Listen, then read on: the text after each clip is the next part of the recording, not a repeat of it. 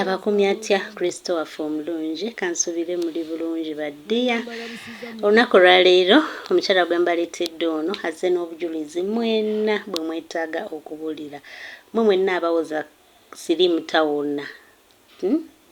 Kati eno vidiyo gye mbaletedde olunaku lwaleero mugiwulirize ate ogimaleyo ogenda kakasa nti awali Katonda tewali kirema.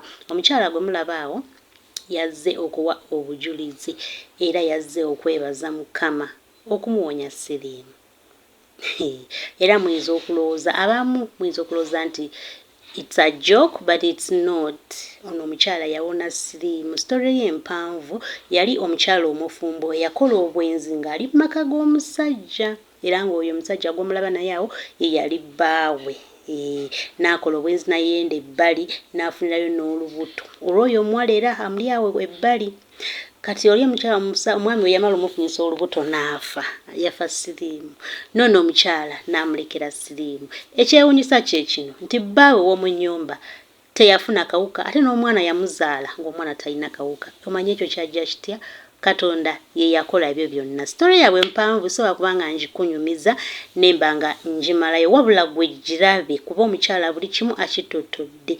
Gwolowooza lwaki bbaawe teyafuna siriimu n'omwana gwe yazaala n'atafuna siriimu? It's because Katonda yamanya obuzibu gwe buliko lwakuba naye yamala naawona.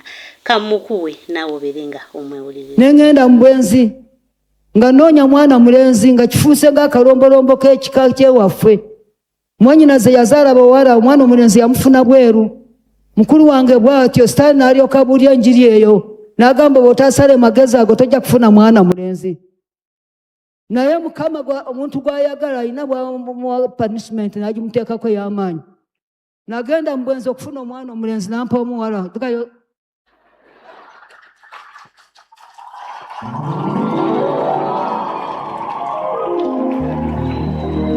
Ono tiyali wakubaawo naye Katonda n'amulekawo.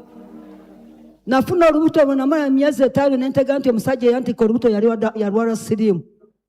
Nenoonya amagezi ag'okugyamu olubuto ndugyemu. Ekyo nakyo Mukama yateekako omukono gwe n'agaana olubuto okulugyamu. Y'ono omwana kati anzijanjaba wano nga twese mu ddwaliro y'ono. Ate kitaawe yafa dda yakaleka kali kaana kato kitaawe yafa olwa siriimu. Mukama yeebazibwe. Nze nga sirina kutegeera kwonna nti siriimu ayinza okuwona.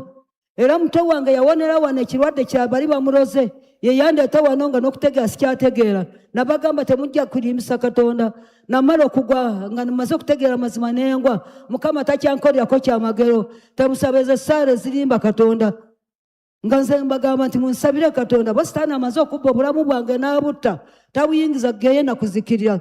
Kye mba musaba naye byogamba nti Mukama namponya siriimu ngeri essuubi siririna. Mukama yeebazibwe.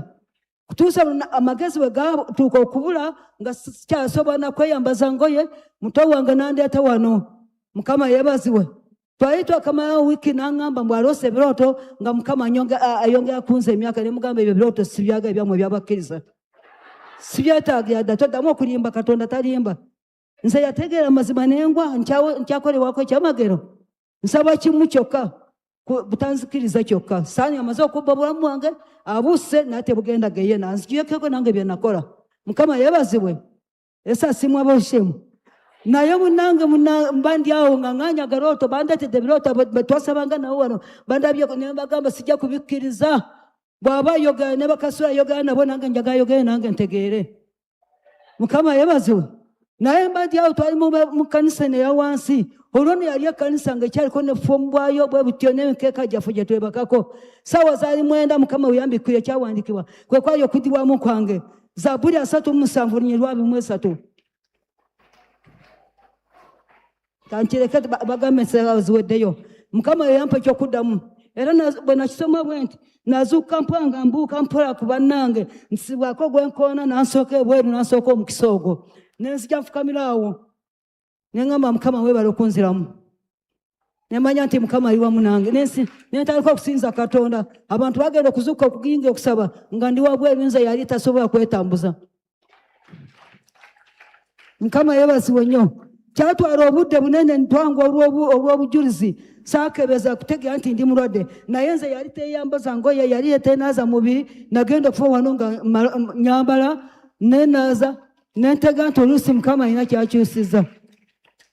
Lwali lwakuna omusumba waffe Tomu lwe yankaasolingirawo nga ndi mu Kaaba n'ambuuza iwe kyavu nafa ku kyogenda okuyingira mu kukemebwa bwe kutyo nemubuulira n'agamba nti togwamu ssuubi kubanga n'owagudde Mukama munyimusa. Mukama yeebazibwe nnyo.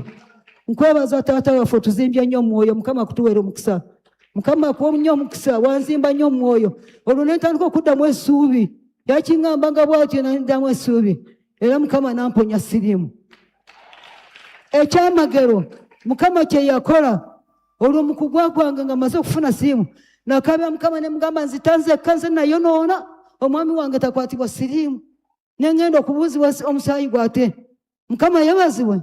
Naye omayiro naveno nga sinaba kujja wano ne batukebera bwe batukebera ne basanga abaana benzadde uno talina siriimu ne muto we yamuddako nga talina siriimu n'omwami nga talina siriimu.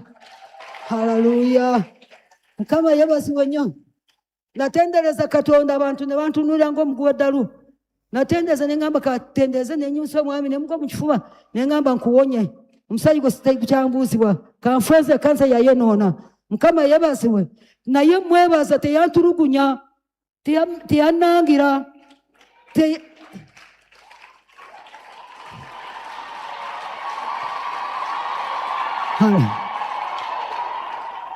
aba gavumenti bwe baatukebera ne bamwe ogubokisi gwa kondomu muffe tuzikozese. Omama bwe yazireeta yagamba nze sigenda kulwala siriimu gwe nakkiriza ye Katonda wange siyinza kukwatibwa siriimu. Ogubokisi n'aguyingiza eri era abaana baffe abalenzi abatamiivu abe bajja ne babbayo kondomu ne bazitwala. Mukama yita siima muno. N'olwekyo twebaza Katonda yatukola ebyamaanyi. Bano baana bange bonna bwe mulaba abo baana bange Mukama abakuumye.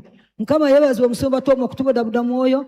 Ekitiibwa n'ettendo mbizza Mukama. Ndeese okwebaza kwange mu kifo kino Mukama yayogedde n'aŋŋamba wawona siriimu emutundwe kyekyoto kyo kyogenda kubeera nga okolerako emirimu gyo.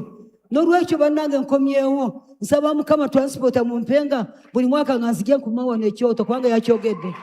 Ekitiibwa n'ettendo mbizza Mukama. Sumba waffe Mukama kwezi mushataatu. Nise tugenda.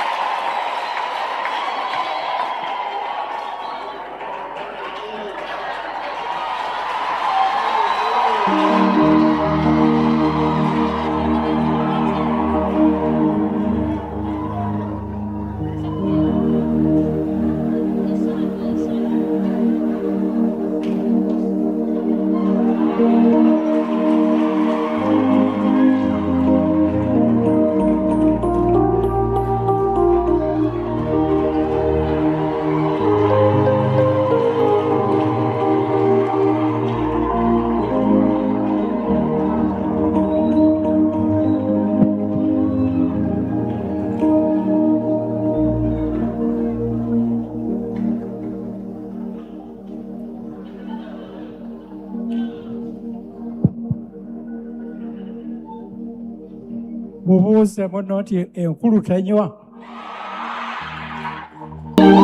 Yibira kulira ebitusizo.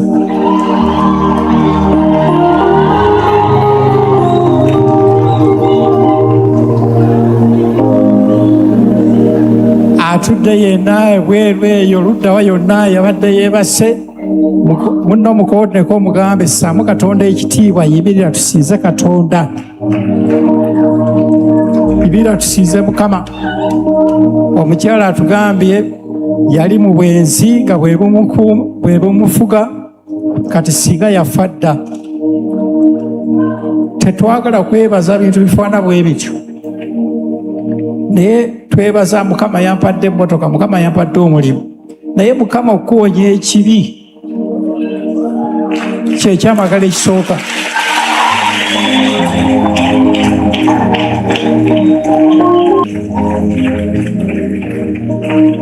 Omwanya obulala atugambye yali butamiivu, singa yafa dda n'eddalu lye ery'obutamiivu. Naye Katonda bw'amala okukyusa endowooza ye ate n'ebyebweru n'abikola. Amiina.